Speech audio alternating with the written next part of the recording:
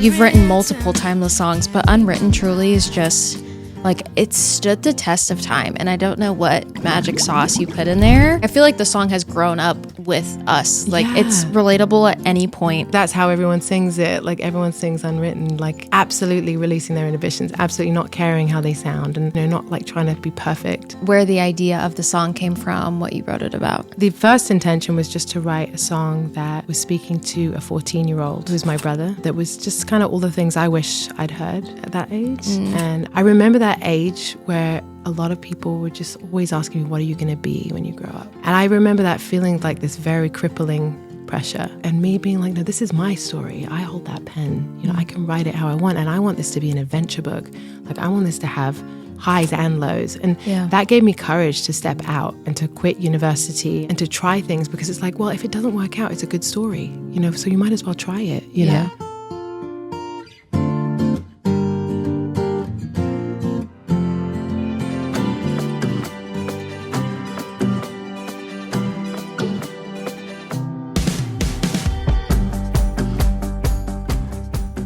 Natasha, welcome to The Squeeze. Thank you. It's so fun to be here. This is so exciting, but just because I've literally listened to your music my entire life.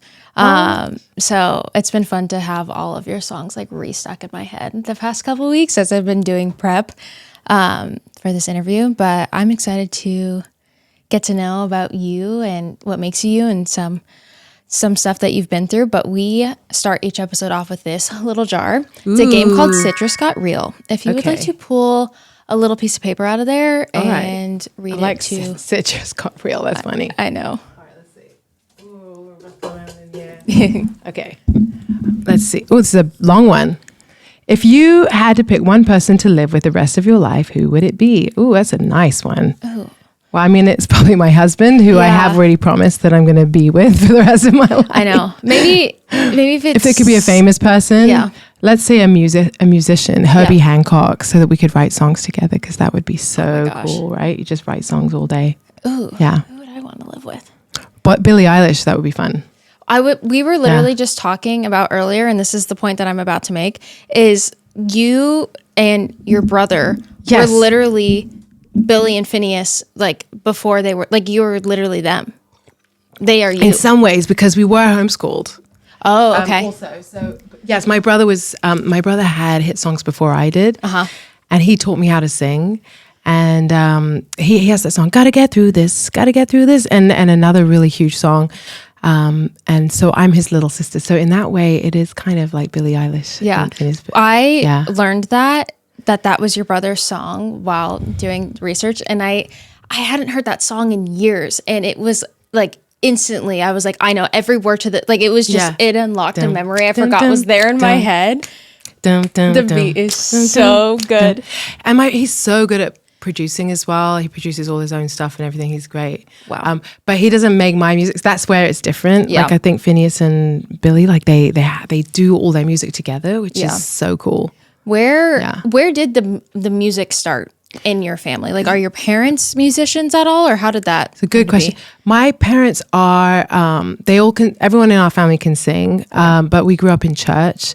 My parents are from New Zealand, and they came to England just before I was born, and we grew up going to church, and we went to this amazing soulful black church called the Wade Brothers. And I think we have to say probably a lot of it came from them, because there was this amazing thing of like encouraging young people to do music, and it was so much encouragement. It was so incredible. Oh, wow. And like they had an 8-year-old on the drums. Oh, wow. And everyone was like, yeah, and my brother would get up and rap, and everyone was so encouraging. And he had a little beatbox machine, and just kind of like doing these kind of Casio sounds. And so your parents were like on board with like... I mean, that was our uncles and aunties. Okay. And they were all from Jamaica and London, Jamaican. And so that was a huge part. And I kind of like realized it later. That was really influential for us. But also my brother was extremely talented as a kid. And so... and my sister and I, we just copied everything he did. I mean, I guess we were talented too, but in the family, he was like the talented one. Yeah.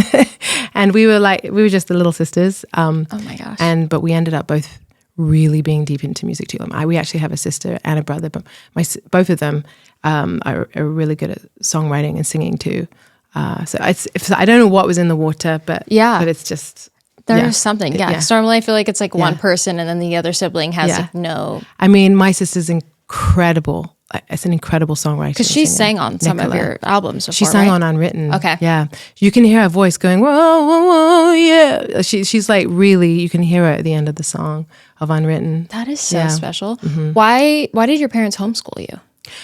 I mean, they were kind of a bit anti-establishment, kind of, but I think also because they noticed that we were unique kids and didn't want us to feel like we had to fit in, I think, thinking back. Probably. How did you go? Like you did homeschool all through like junior high and high school as well? I homeschooled from 11 till 16. Okay. So I only homeschooled for my teen years. And I loved it. I really loved it. I'm really an introvert and I liked self-study. Yeah. I liked wearing my pajamas all day. Yeah. So when did you decide that you wanted to like actually pursue music? I was 12 and I just started to have like this burning desire to write stuff. And all my journal entries were like, I've got something to say, but I don't know how to say it. Yeah. Like I had this real kind of like blockage that I wanted to get over. I just felt like there was this bubbling up that I needed to say something, but I didn't have much experience. So I was like, I don't know how, like, what am I going to say? Yeah. So then your brother goes off, he starts making music. And did you feel like more comfortable with it? Like he kind of showed you the ropes? So we grew up like just singing together, singing in church. And then he had this DJ, he was making songs at home, and this DJ put his song on his compilation album, and suddenly there was a bidding war about him, and he was about 18, I think, and all these labels just wanted to sign him. Maybe he was 20. And I decided to get a degree in psychology. Oh, wow. Yeah, but I love how the mind works. I love all the questions. I love trying to figure it out. Oh, wow. And so you should be interviewing me, basically. Well, except that I quit after a year, so I'm not a psychologist. But it was enough to give me like a lot of things to write about. And I realized that when you write a song, you don't have to have the answers. Actually, it just feels good to ask the question.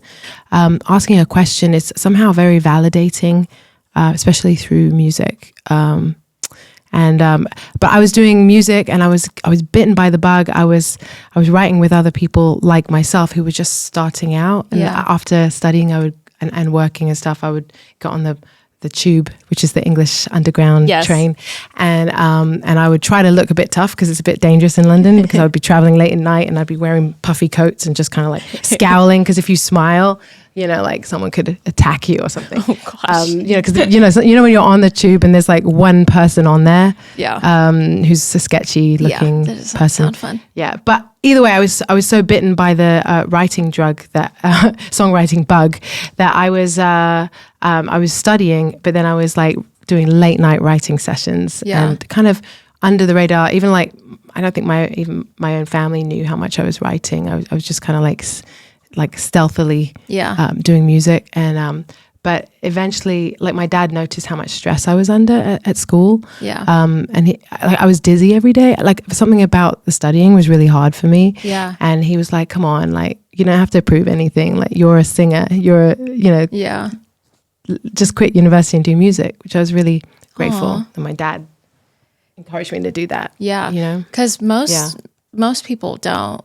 Like, most people don't have parents that are like, go pursue this career that, like, most of the time doesn't actually amount to anything, or just negative things come with it. But I feel like that's really cool that your parents were like, go do this. It really was. And my brother had a #1 hit. And then he was telling everyone, by the way, my sister's also great. And they were just kind of rolling their eyes. Like, everyone has a sister who's great, you know?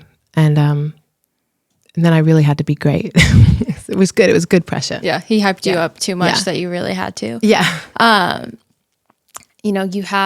Did it feel like a skyrocket, or did it feel like it was a slow build for you? Because I feel like so often we hear like this overnight success and all of this stuff. And clearly you had been putting in so much, all of these late night hours while you were still in school.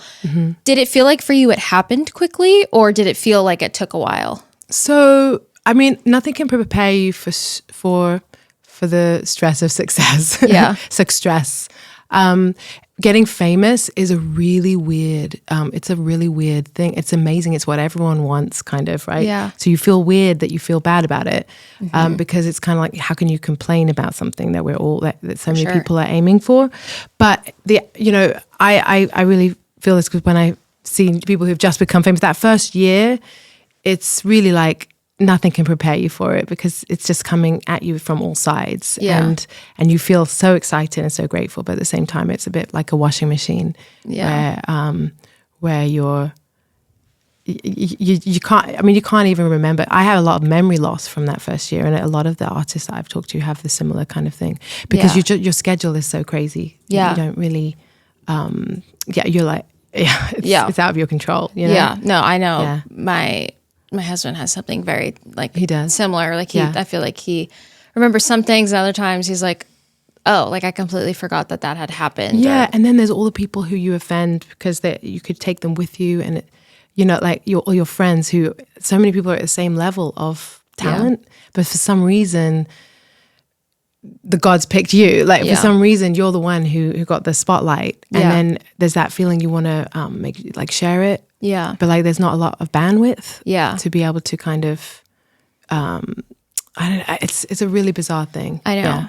I There's a lot of survivor's guilt, you know? Yeah. No, that's so true. And I feel like because I grew up very normal, my first introduction into the industry and all of this stuff was when I met my husband, and it's been fairly, because he took some time away from work, and it hasn't been so much going on, which I feel like has been a nice adjustment. But so often, like, people are always like, what I see a lot is being like, oh, famous people, like, they're rich, like, why are they struggling with their mental health? Like, they can do whatever they want. Why are they struggling? And it's such, like, it's been something that I've learned just like meeting people who, have been in this industry for so long. And I honestly feel like it's inevitable. Like, just because of media outlets, the things that they say, the standard that you hold yourself to, or that a label might, or that, like my husband, after Twilight came out, it was like, he was set to this standard of like, there's nothing else. Like, he could do a movie and it could crush at the box office and do great numbers, but it didn't beat Twilight, so it was a failure. Yes. But in actuality, it's just like setting these standards that are truly like unmeetable, not because lack of talent or anything, but just because this one project, this one whatever it was, just took off, and that was great. And the pressure that a lot of people have to like do that again, to write a song like that again, to come out with a movie like that again, whatever it may be, is so real. And I definitely feel like it eats at you. And you literally, you can go as far as you're capable of. Yeah. So you are the limit to yourself, and that's amazing, but it's really hard because no one's enough. You eventually have to go you have to kind of take probably like what your husband's doing, take a moment and just kind of go, well, what's my purpose? Yeah. Like, why have I been given this microphone in front of me, or this camera in front of my face? Like, there must be more to it than just, because fame itself is not enough to satisfy someone, because it's just a never ending thing. Never ending of like wanting more or needing more or not feeling like you're enough. Yeah. I love when I see someone like Chappell Roan talking about like just how, like, when she's off, she's off from work, or when she's at work, and just this kind of awareness around that everyone's real people. So I'm actually loving where the world is at right now too, with the real more the honesty, the bravery of really just showing who you are, no filter. I'm loving how Gen Z, and like, I'm just loving how all the apps that people are using are having no filters now, and much more towards just the realness and how important that is, and the bravery of that. Because 20 years ago, when I released my stuff, it was so much about like this, creating this perfect kind of illusion of what a pop star is, or and now it's a lot more playful, I think. For sure. Yeah. Do you feel like you ever struggled with your identity outside of Natasha, everyone knows who's written all these amazing songs and who you are like at home with the door closed. Yeah, I mean, I think that first year was so crazy, and I had that experience of not being able to go out in London, and like I lost my own city, like because I didn't like being chased by paparazzi. So, and some people love it. Yeah, I didn't. It really was stressful for me. I don't like the lights and all that. So, I am really lucky because I kind of made a conscious choice that I want to be famous for my songs. I want to be famous for what I do and not for what I wear or who I'm dating. So I made some very conscious choices to not chase it in that way. And I actually saw other people doing it the other way. You know, and I was like, I'm really lucky that my career was able to flourish in that. You know, I could listen to my own intuition on that, on what I needed. And I know that's really rare. Yeah. Yeah. No, that very much so. Yeah. But if you were asking if there was anything that was tough as well, the one thing that really came to me was as a woman, the messages that we get as a woman and how important how we look is. Yes. So for me, that was really challenging because, well, firstly, your record company spends like so much on hair and makeup. Like it's like $5,000 for your makeup and your hair every time you do anything. And the messaging you get is that I'm not okay. Yeah. I need to have all this to make me okay. Like I need to have a makeup artist and a hairstylist and a stylist and if I don't have those things, there's something wrong with me. Yeah. And it was sometimes these messagings, they come quite subtly. And sometimes they come quite forcefully, you know, but I think every girl gets this of the like, oh, I'm sorry I didn't look good today. You know, like somehow it's my responsibility to make you, to be something beautiful for you to look at, you know, or, you know, so I for me, it's been a journey, and sometimes I feel that pressure of how I look, you know, and I know that there's trauma there. I know that it's like from this extreme pressure to be liked, you know, but in a way I'm grateful that I've been forced to kind of deal with that.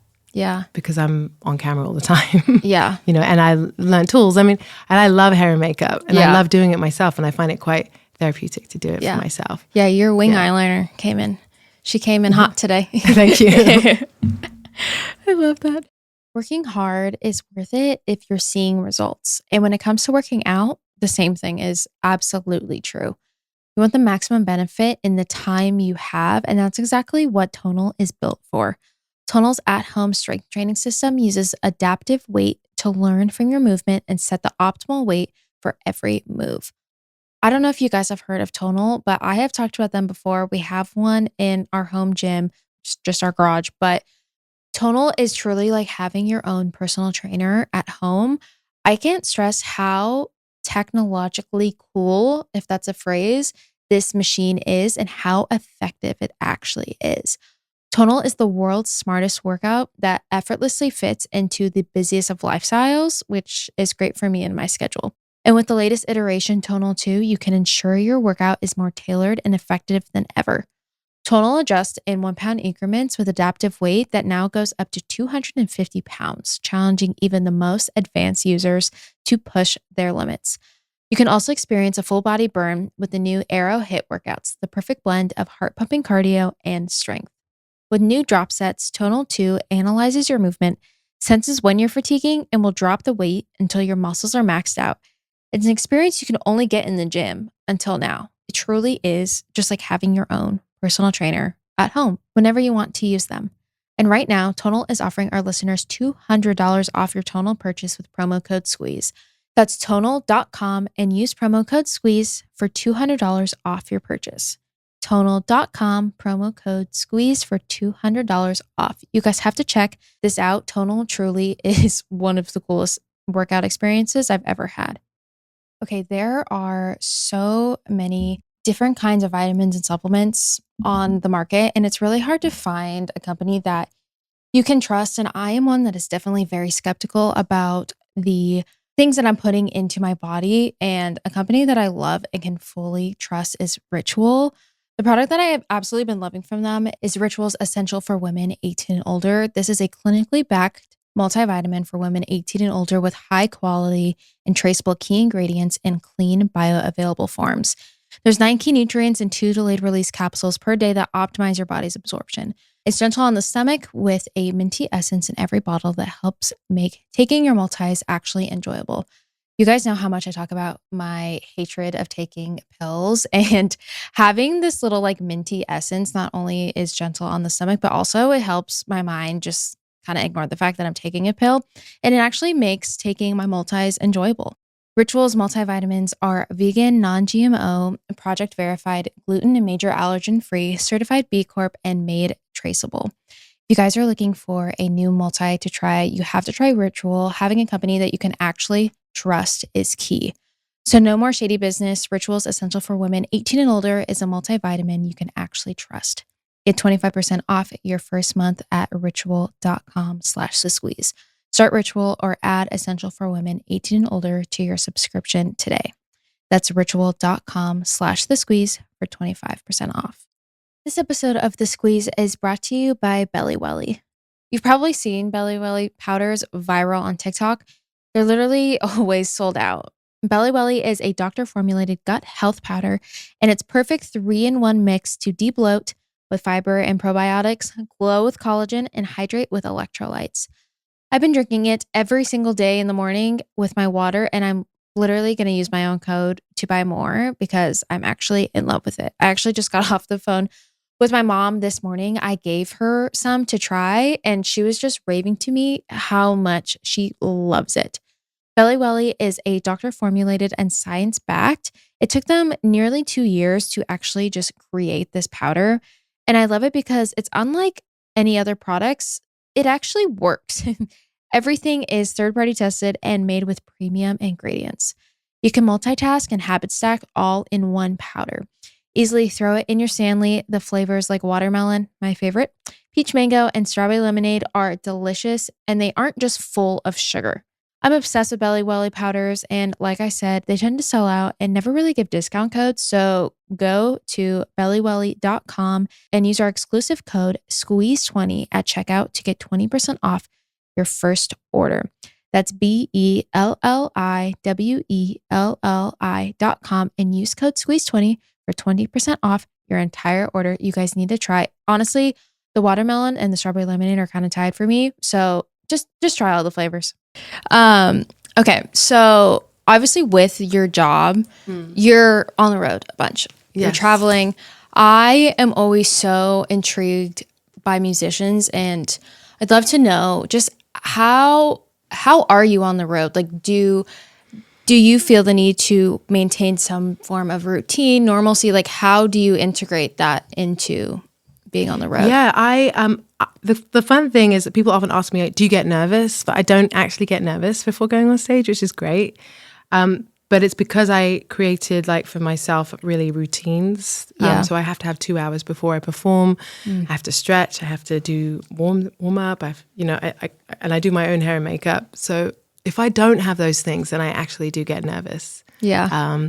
But I seem really calm. Yeah. And so sometimes people want to talk to me but it really messes me up. And usually I'll mess up on stage or something if I don't have that. Yeah. Yeah. How do you, if you do mess up on stage, how do you just move on and keep going? Like, what is the mentality that you walk through? So I actually laugh. And it kind of resets me. Yeah. And so now you'll know. But like when I'm singing, if I did a bum note, I'll be a ha, ha, ha. And I'll go straight into something else. The one thing that I do get, which I don't know if other people get this or not, but I have a huge shame hangover. So sometimes I'll do the most amazing performance, like a festival of 30,000 people. Yeah. The next day I'll just feel so shit. Like I feel so bad.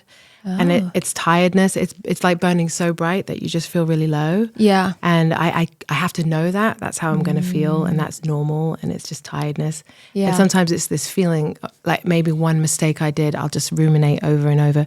And what I realize is that I actually don't get nervous before I go on stage. I get nervous afterwards. And so I've saved I guess I found a way to control my nerves, but no matter whatever emotion you suppress, it still comes out anyway. So I think what it is that I'm like holding it for later. Yeah. And I then have to deal with it later. Yeah. Yeah. I know there's quite a few, I mean, I feel like this is very common in the music industry, having to be on while you're performing and Yeah. having like these high moments of people screaming and just like you're like on, you're there, like you're giving, people are giving you all of their energy.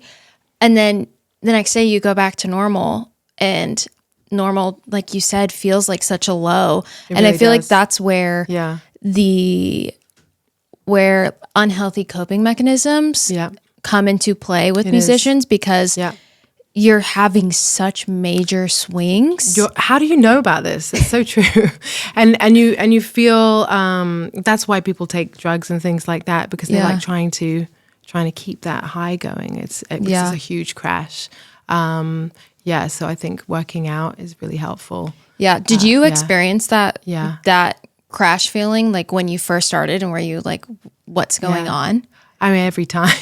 Still, you're like Yeah. last week. Yeah, I'm still working on my, like I've got my warm-up routine, but I'm still trying to work on a cool-down routine. Yeah. Some way to put a lid on it, Yeah. Because you're burning so bright, and it really does feel so amazing connecting with people like that and having them all sing with you. It's so cool. Yeah. It's just self-nurturing, self-care stuff afterwards. I think is pretty important. Yeah. Yeah. What are some self-care activities or tools that you love? Everybody, I mean, so many studies now are saying how important working out is for your mental health. Yeah. So working out, stretching, yoga, sleeping. It's hard to sleep when you've been really wound up. So sleeping, finding ways to sleep and relax, and just being kind to yourself, and not kind of like rushing into something else. Yeah. I know. I feel like we're at a good state now, because I feel like when people were saying work out, you need to work out more, it was more for physical purposes. Yes. But now I really feel like we're at a good place where working out for yourself, like it's actually being grasped that is a thing that is useful for your mental health, and even just going outside and walking for like 25 minutes is something. Yes, outside walking, that's 100%. And also jet lag, like getting outside, having some sun. Yes. All of that is great too. Yeah. You're right, because people used to, and they still do, but like there's definitely been an emphasis where you look in the mirror while you're working out and you're trying to fit into that dress. Yeah.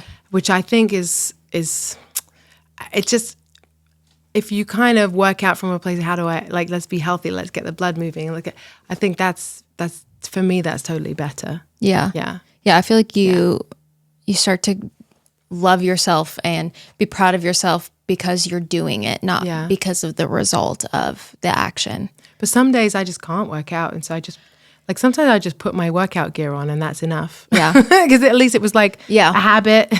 Yeah. Something I've been trying to do recently is I'm like a sweatsuit, just I love sweatsuits. Look like too. Adam Sandler half the time, like Yes. basketball shorts, Yes. baggy t-shirt. Like that is what I wear. And because I work from home, I've found myself just wearing, like never getting into actual clothing. And so I've started to do two things. I put jeans on, like I did today. Yeah.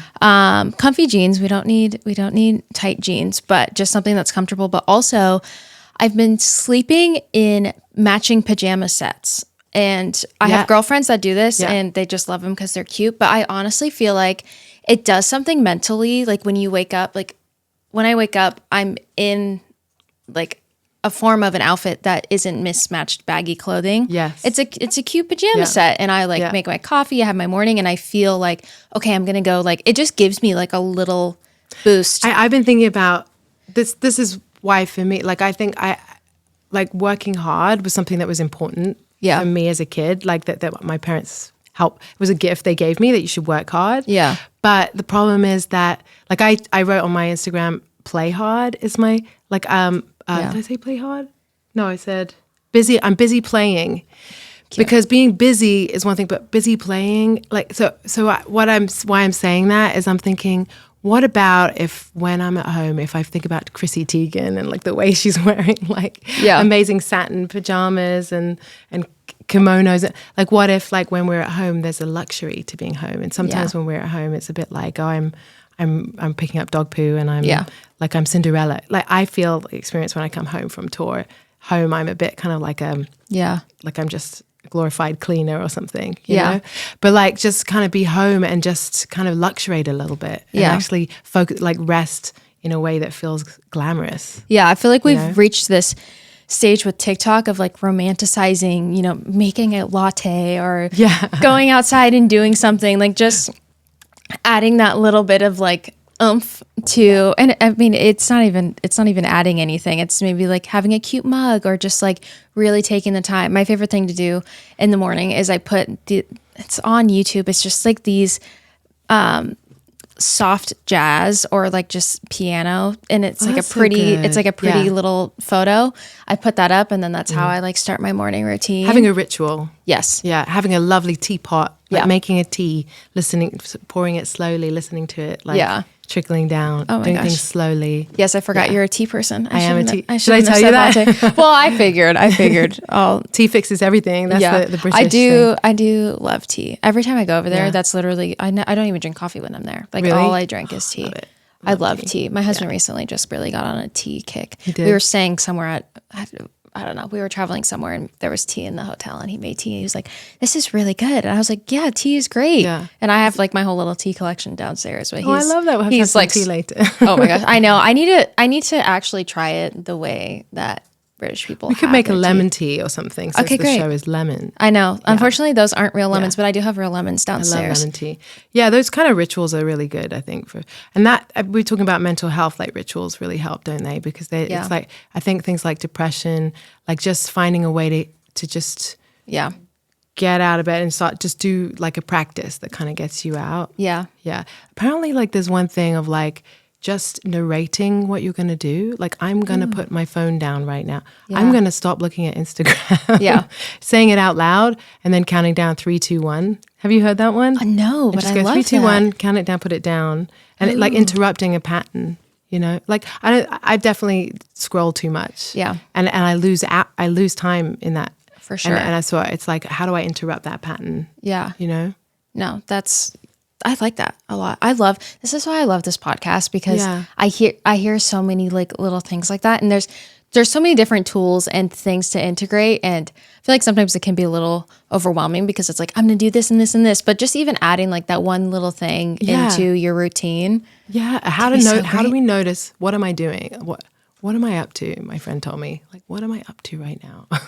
That's so good. Why am I doing this? I love that. What am I avoiding? Yeah.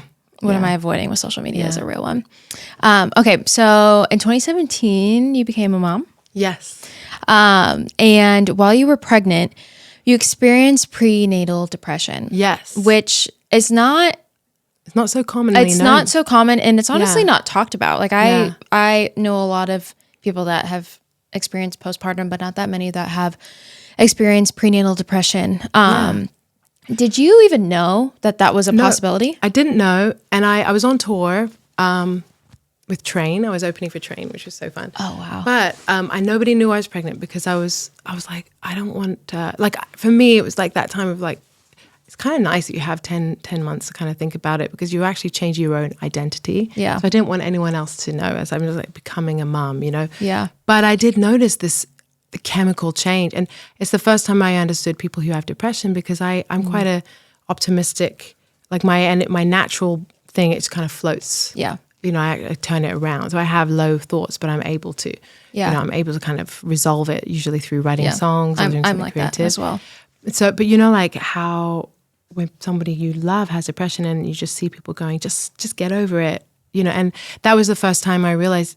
I mean, I knew that you can't just get over it, but I've experienced. Yes, for sure. This is like, this is a weight. This is a thing. And when I Googled it and researched and found out that it's just a chemical thing. Yeah. And when you're pregnant and you go to doctors and you tell them stuff, they're like, great, that means you're pregnant. Like it's the only time in your life where any sickness, any symptom you have is good, because it means you're still pregnant, So it's a really tough thing, actually.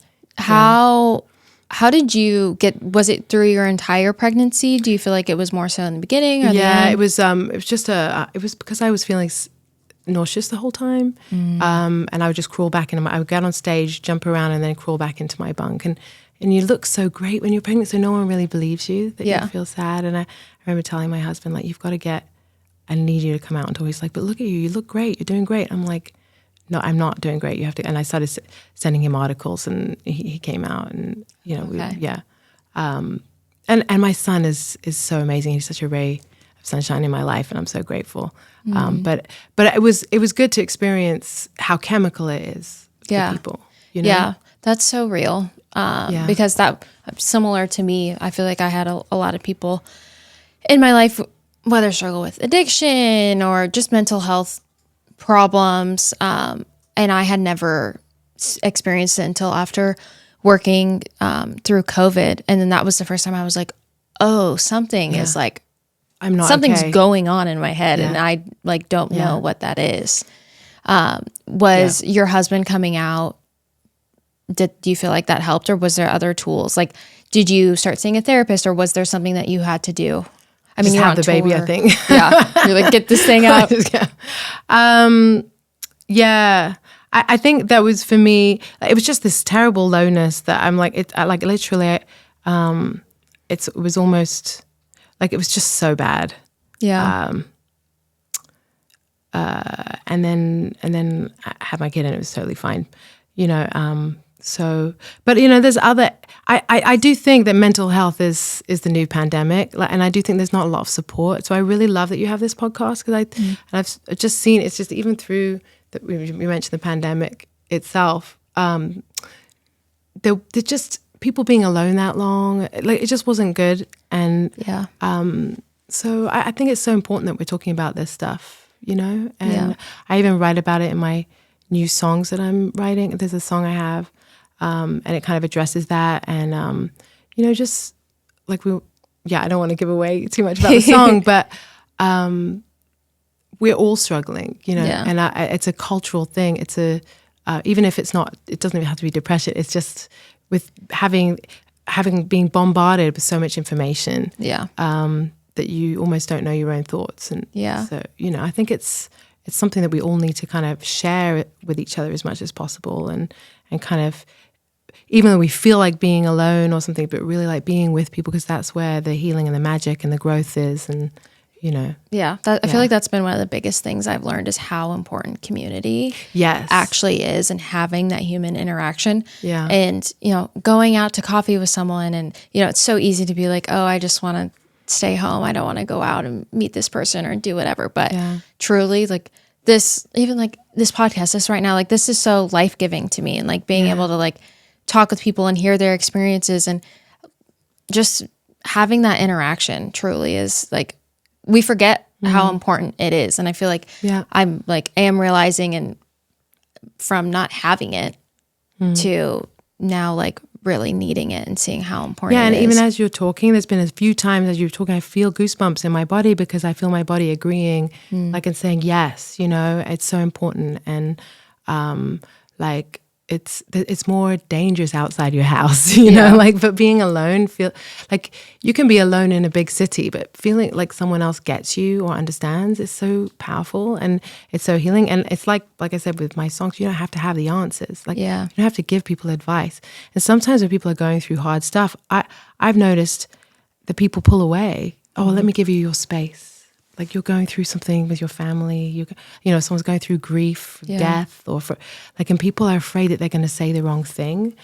But the thing is, you don't need to say anything. Sometimes just being with someone is just so powerful, and being being someone that they can release their emotions with, and not giving them, like, really holding back, not giving them a solution. Because that really hurts, actually. Like, when someone's like, well, you should just do this. Or that. No, it's so true. One of my favorite things to do as of recent, because I feel like I've been really, my phone's been giving me a lot of anxiety, because so much of my work is, you know, through the phone and emails and all of this stuff. Me too. I've really been trying to, like, especially on the weekends, I'm like, keep it as far away from me as possible. I've seen, like, some people create little houses for their phone with a door, and you lock it. Oh my gosh. Isn't that fun? So cute. Yeah. I think we're all going to be doing that more. Don't you think? I think so. I know. But what I've been doing is because I love, like, when you get a text from someone, it's like, hey, miss you, hope you're doing good. Like, I love that. Or like, even, I sound so silly saying it, but I'm going to say it because I know people agree. It was just my birthday a couple weeks ago, and I felt so loved and just on cloud nine with how many texts I got from family, from friends. And I'm like, this is so sweet. I definitely got a little overwhelmed having to reply to everyone because I wanted to also make sure everyone felt loved. And then there's also those few people that then respond back and then are like, how are you doing? How are things? I'm like, no. Like they're like, my husband and I were joking and I was like, no, you don't respond to a birthday text with like a joke or with a question. But that's just me being anxious and how I know how I feel. So what I've been doing with people recently is I'll text someone and say, hey, don't reply to this.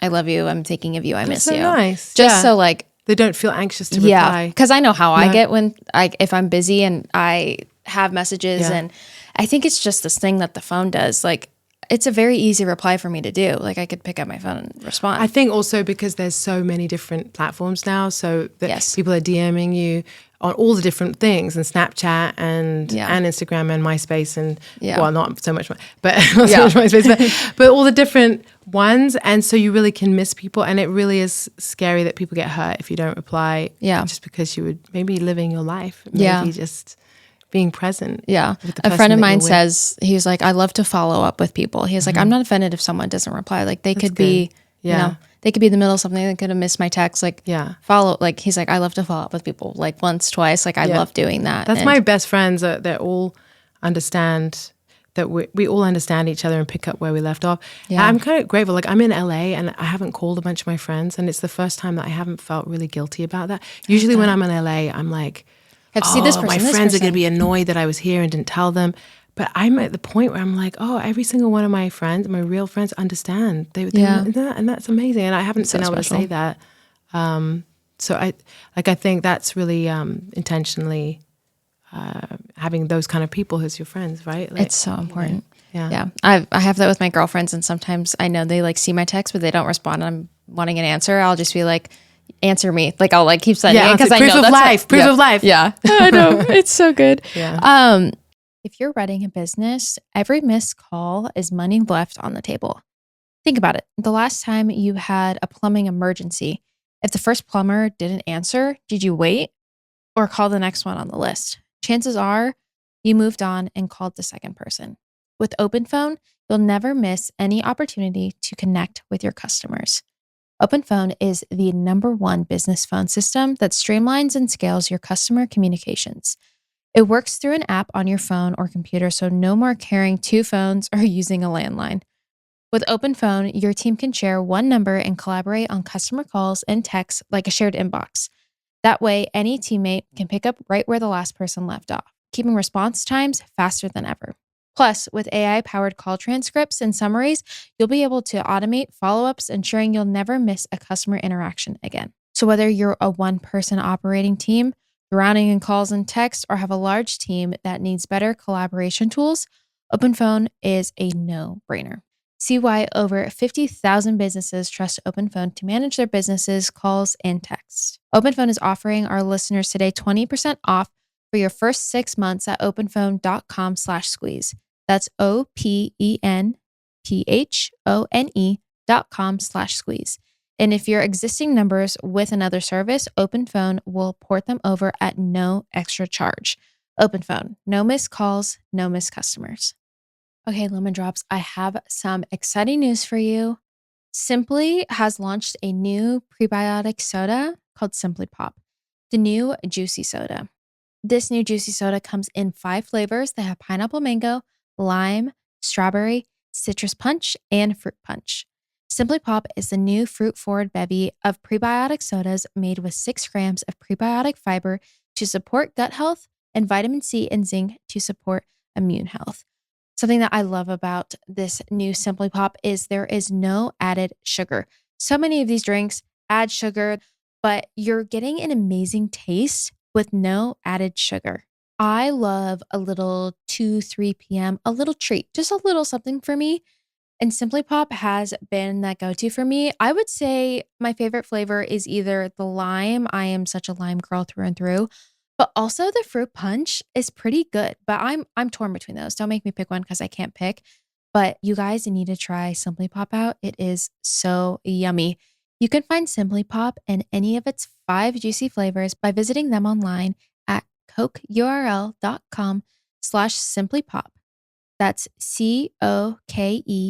COKEURL.com/SIMPLY P-O-P. You guys going to check out Simply Pop. It's going to be your new favorite. Okay, Lemon Drops, you guys have heard me talk about Ollie before. And if you haven't and you have dogs, you need to listen. Or if you have heard me talk about Ollie, you guys really need to try Ollie out. Ollie delivers clean, fresh nutrition in 5 flavors. And you don't need to be a veterinarian to know that real, minimally processed food is truly the best choice for our dog's health. Ollie is made in U.S. kitchens with high-quality human-grade ingredients.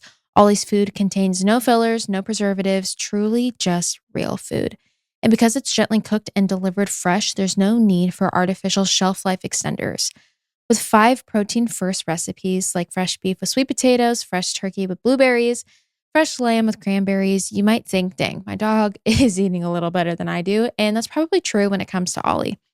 So all you have to do is you fill out Ollie's 30-second quiz. They'll create a customized meal plan based off of your dog's weight, their activity level, and other health information.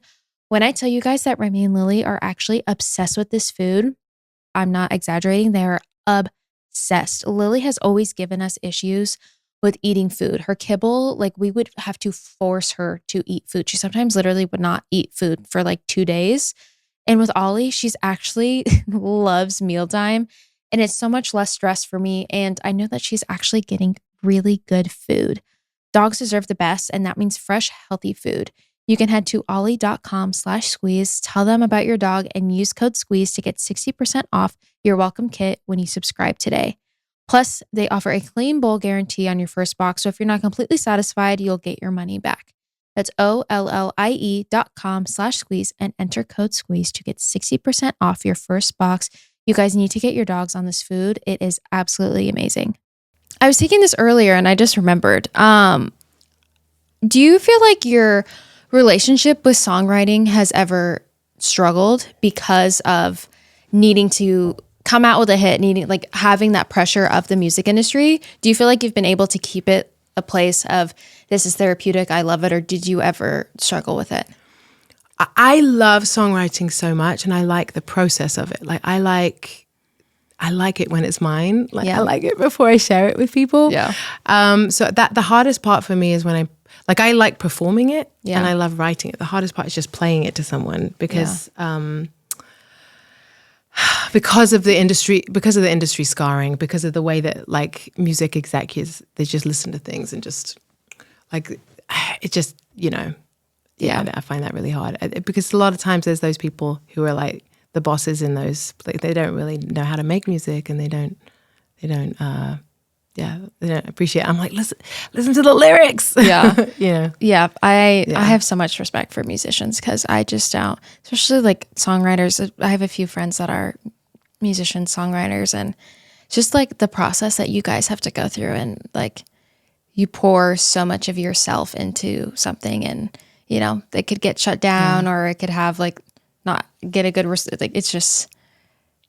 The thing that is cool is because AI is making really good pop songs now, I think that singer-songwriters have to become more artistic and more human and more imperfect, and you have to like have more like cracks in it, and because actually like stuff that's more packaged, computers can do that, and so I think it's going to be really an amazing explosion of real stuff.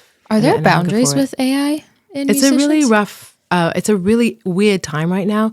My friend Imogen Heap is, she's creating an app where you can train your own AI so that you can own your own voice. And if somebody wanted a Natasha Bedingfield record, they could pay my AI to do it. Oh, wow. Which is really cool, because what's happening is that the labels are just letting AI train off people for free, and it's just a weird time. So we need to change some of the laws to make it so that people do own their voices. And I think it's same with models. Like a lot of times they're using people's faces and things that don't belong. I just saw photographers. I just saw an ad that was an AI ad of it was Jay Shetty's podcast, and it was Kendall Jenner, and it was all AI, and it was an ad on YouTube. Yeah. And it was, I don't even know, promoting some product, but I was like, is it legal? I mean, I think the lawyers need to step up right now, because there's some things happening that is not legal. Yeah. Yeah.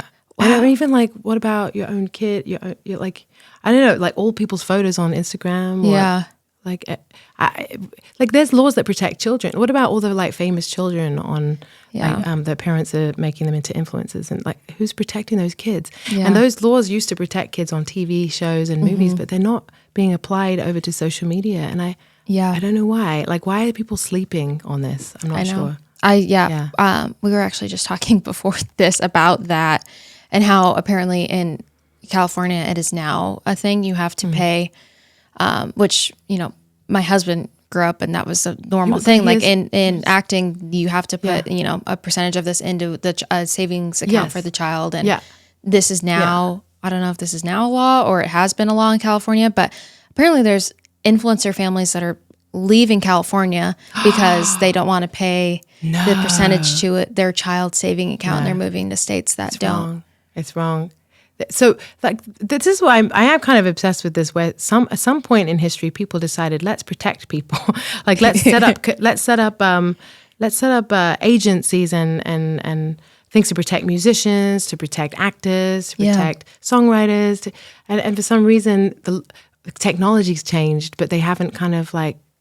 You know, anyway, I'm all about like, let's find a way to protect, especially children. Yeah. You know, sometimes people grow up and like actors grow up and their money's all gone or it's not, it's very weird. Yeah. Yeah. I love Ray. Do you love Ray, the artist Ray? Yes. Oh my gosh. She's been talking about protecting songwriters because like but a lot of these big companies are making all the money, but the writers who are doing that kind of, the real artwork, they're not getting anything, you know? Yeah. But she's also an incredible artist. Yeah. She's so talented.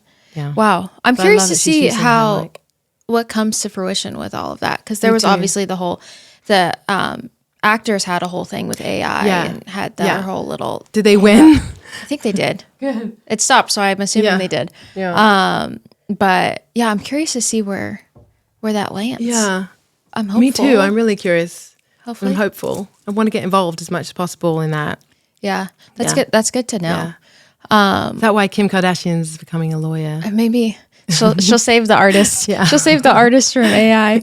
I am curious. After becoming a mom, my mom always says like you'll understand once you're a parent, once you're a mom. Do you feel like your perception on life, fame, maybe even how you like approach your music has changed since becoming a mom?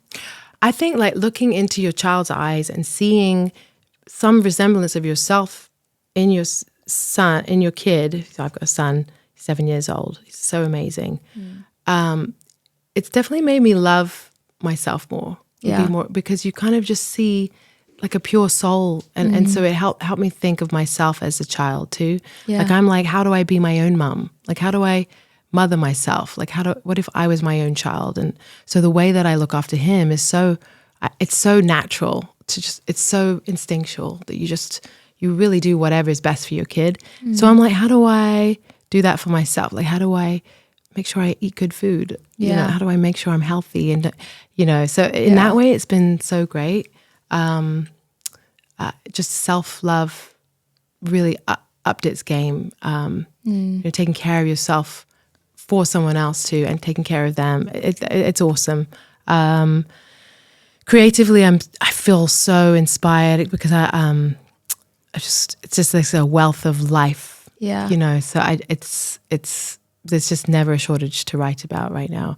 And it's also kind of like that experience of, you know how fighters, they go and train in the mountains with very low air supply? Yes. And then when they go and fight, they are 100% like they're breathing fresh air. It's giving them an advantage. That's how I feel looking after a kid. It's actually quite hard. Yeah. You know, your endurance really goes up, like your endurance level, you don't sleep much. Very true. It hurts your muscles, you know, so then everything is easier. Wow. Yeah. Wow. I love that analogy. It's very true. Moms are superheroes. I don't know. Yeah, the tiger mom. Yeah. You start to just get a little more ballsy and, you know, you kind of choose what you fight for a little bit more. Yeah. More clear. I love that. So our Lemon Drop Zone, we have our guests fill out this pre-interview form, which you're the first person to ever compliment us on that form. So I loved thank it. you very much. Really? I thought it was so organized. I'm impressed. I giggled when you wrote that in there. But honestly, one of the questions is what's the greatest challenge you've been through in your life? And I loved your answer so much. And I honestly have not had anyone answer it this way. You said, when I was a kid, I was too much of a parent. Now I'm working on being more of a kid. Yeah. Why do you feel like you had to be such a parent when you were a kid? I was a really good kid. There was 4 kids in my family. I was the oldest daughter. Okay. And I think I was my mum's buddy, and I think that I just was given a lot of responsibility. My youngest brother was born when I was 7. Okay. And I would be the one to sit outside his room as he was going to sleep. I would just sit for an hour trying to keeping on going in to make sure. Oh, wow. And I was always put in charge of my family. I was literally babysitting my big brother even. Yeah. I was 10 or something and I was in charge of my older brother. Oh, wow. Yeah. So I was a very responsible kid and it just kind of fit naturally for me. And then I don't want to do that anymore. I don't want to do that for people. Yeah. Now. Yeah. I don't want to be the mom. Yeah. Yeah. How do you work on healing that I feel like we hear a lot of inner child work. Yeah. And how do you implement that into your life? It's a daily thing. Yeah. It's a daily choice. I'm noticing when my body, when I tighten up, when I feel a burden on my shoulder, when I feel burdened or when I feel tight in my face, I'm just trying to notice it and breathe through it and just let go. Yeah. I have a therapist. Okay. What else? I just try. I do things like the artist's way. Yeah. Which I know Doichi has been talking about. I've been doing that for years, and that's called. You do things like you do the morning pages, which is where you write whatever you're thinking in the morning. I go on an artist date with myself, where you go. It's really cool, actually, and I need to do this again. I'm glad you brought this up. But you ask yourself, what is 5 things that when I was a kid, I wanted to be when I grew up? And so I think I'll go join the circus, be an artist, be a teacher, go to the moon, some crazy things that a kid would think that is not possible, right? Yeah. What you do on that one date with yourself every week, you just do one thing that is related to one of those things. So you nurture your inner child. So you go to the moon, that's not possible. But go and visit a space museum, or go to, just do an art course and do art for yourself, not for a career, not something that you posting on Instagram. It's just just pick up a paintbrush and just find an artist and just try to do what they did, you know, or watch a documentary on art, So, but just finding those little things, they nurture your inner child and they bring creativity alive. And I guess that's the other thing I was going to say on this podcast is just to remember, for anyone listening, that creativity is the cure for anxiety as well. And when you are afraid of something, when you're scared or angry of something, or if something keeps coming back to you, it's your body telling you what you care about, And so sometimes finding a creative way to outlet that is really great. Put on Rage Against the Machine and jump around the house and just scream, or go in the car if you can't, creativity. And I think it's a problem when people think it's just about your career or it's just about, it's just aspirational. Yeah. You don't have to show anyone your art. Yeah. Yeah. I love that. I recently did a paint and sip night with some girlfriends. I love that. And it was the first time I ever really painted. I've done what is it called? Color Me Mine or Paint and Dream, where you paint the mug or whatever it is. But this is my first time ever really painting on a canvas. And I just found this cute little photo on Pinterest and I was like, let me just recreate this. And it was actually so much fun. All I've been doing recently is watching painting TikToks. And I've decided I just gardened a bunch this past weekend, so I'm finishing Gardening that up. Is great too. But I want to I think I'm going to buy some canvases and just paint because it was so enjoyable and fun and I really loved it. I didn't think that was something Yeah, it's so Because good. I've never been good at drawing, so I Yeah. didn't think that was going to be fun. Well, but I you know, loved it. Unwritten, staring at the blank page before you. Yes. That's about me in art class. Oh wow. And there was a blank page before you, and I always found that blank page really daunting. Yeah. For that first brush strokes on there is really scary. Yeah. And I remember my teacher just saying, just draw a picture in 10 minutes. Like, just don't deliberate on it. Just, you have to draw anything in 10 minutes. And so you have to choose to be messy. Oh wow. Like do like a 10-minute picture every day. Oh wow. It really releases you, and it becomes a joy. Yeah. Wow. I love that. Well, speaking of Unwritten, I would love to talk about that song. Oh, good. Okay. Yeah. That honestly I love that the song, I feel like, has had this surge again from Anyone But You.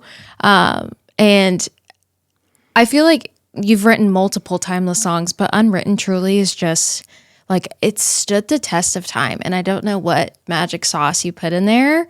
It is just, Amazing. it's so so cool. it's so relatable and it's so good. I think we sang it at my you. like 6th grade graduation, and it's so crazy how it's relatable. Like, I feel like the song has grown up with us. Like, it's Yeah. relatable at any point in your life. I'm assuming Thank you. the answer is no, but did you have any idea it was going to be so relatable for so long? I mean, it has such a staying power. It's Yeah. it's so great, and it just keeps going. And I'm here for it. You know, I'm just like riding along with everyone else. It's so good.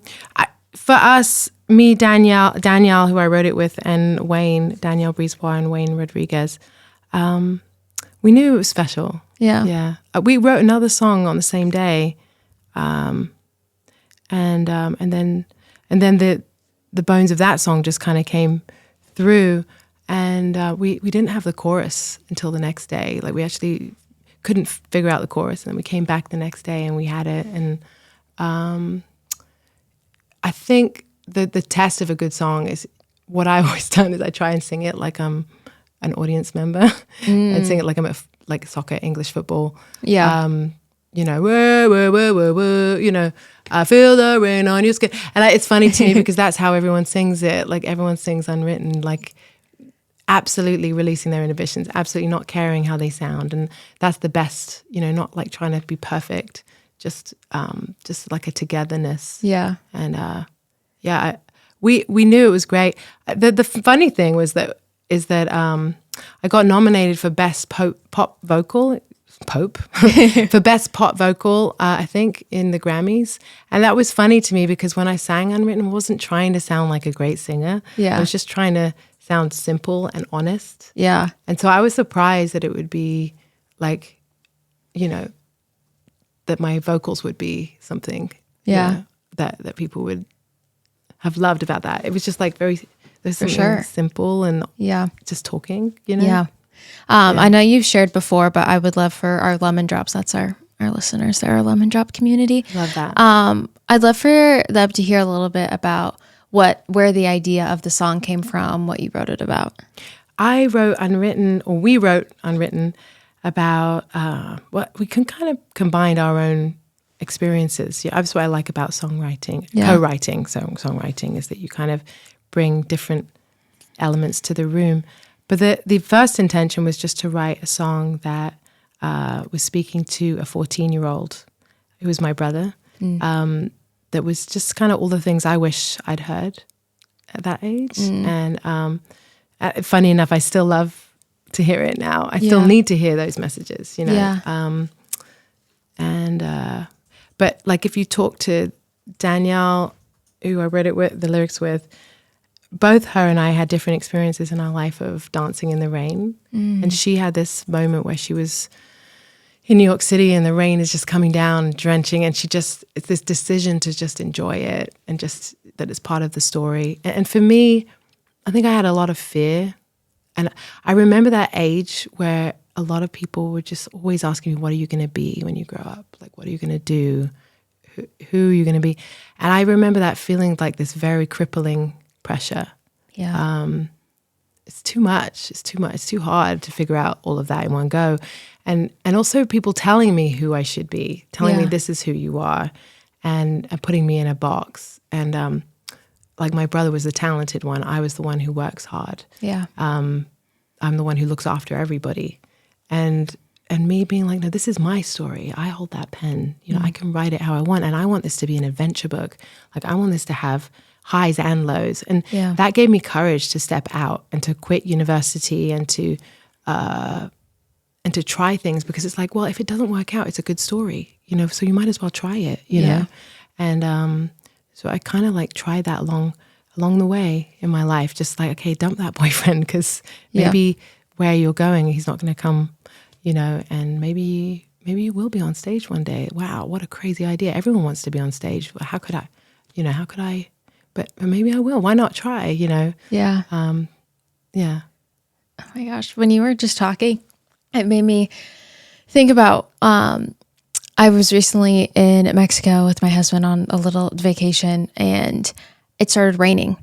And I found myself laughing because I was just enjoying, we were on the beach and it just started raining, and I was laying in the sand, like in the rain, just like getting all soaked and gross from the sand. And I found myself laughing at, normally like we're like rushing like in and out of buildings, or like in the car, like through the door when it's raining, and we're like, we don't want to get wet. We like feel this need to like feel safe. But in this moment, I was like, felt so free to like be out in the rain. And I feel like it just is, when you're saying that, I was like, I should have been listening to Unwritten while I was having that moment. Because as you're describing it, that like the lyrics of the song was what I was feeling in that moment. That's amazing. And it's such a good reminder for people to like just have that moment of freeness. Yeah. No matter what age or stage of life that you're in, it's so important to like still have that moment of like just release. Yeah.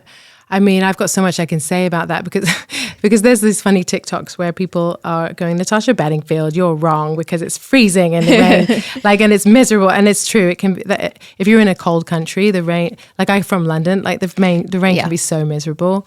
But also, like, okay, again, I'm from New Zealand as well. It rains every day in New Zealand. But what I noticed is that people just put a raincoat on. Like they just figure out how to do life, even though they just accept it's going to rain, and just and dress up warm, but enjoy it anyway, and splash in the puddles. And it's kind of like that. It's not like about like just finding joy when there isn't joy. Yeah.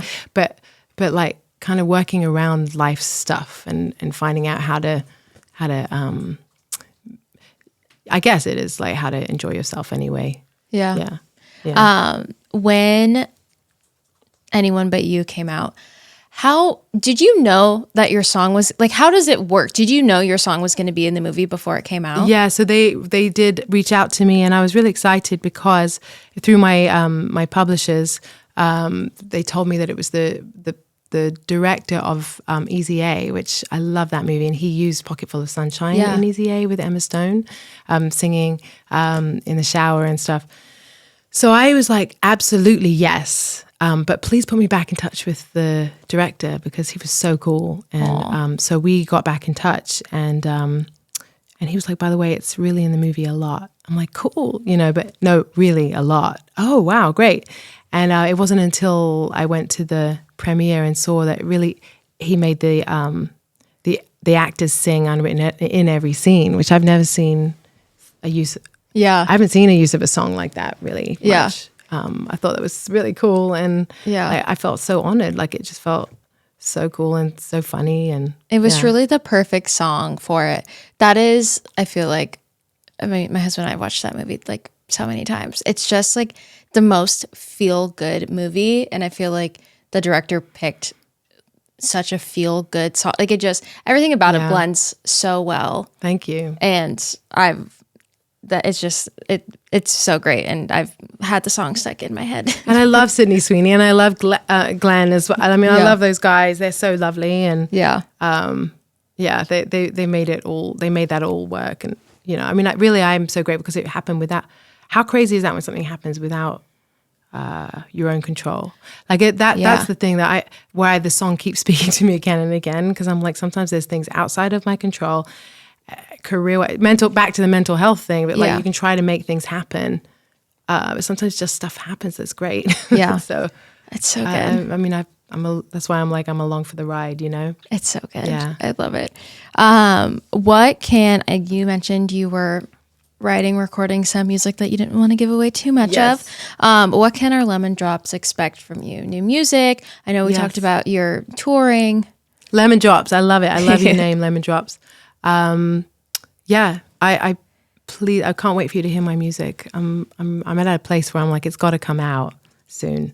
And it's not going to be what's expected, because I'm the person who wrote Unwritten. Yeah. You know, so I've got to live out those messages for myself as an artist, and the things that I'm going to write. Like, it has to be things that's really art, and it has to be unexpected. But also, you can never write another Unwritten, because there's two. Basically, I used up all my wise sayings in one song. You put all your eggs in one basket. Yeah, and also Unwritten's not going anywhere. So that's the thing. I don't have to beat that song, but I do think that I owe it to anyone who loves that song to really live it through my life, that I'm going to keep expanding and growing and keep on being kind of tapped in and in a inspiration way. Yeah. Yeah. I love it. It's so exciting. Okay, last question, and then I will let you go. I'm curious if you can go back to one moment in your life. What moment would that be, and what would you say to yourself? I'm very present. I'm a present person. I'm in the moment right now. Yeah. I don't really want to go back to any moment. Yeah. Right.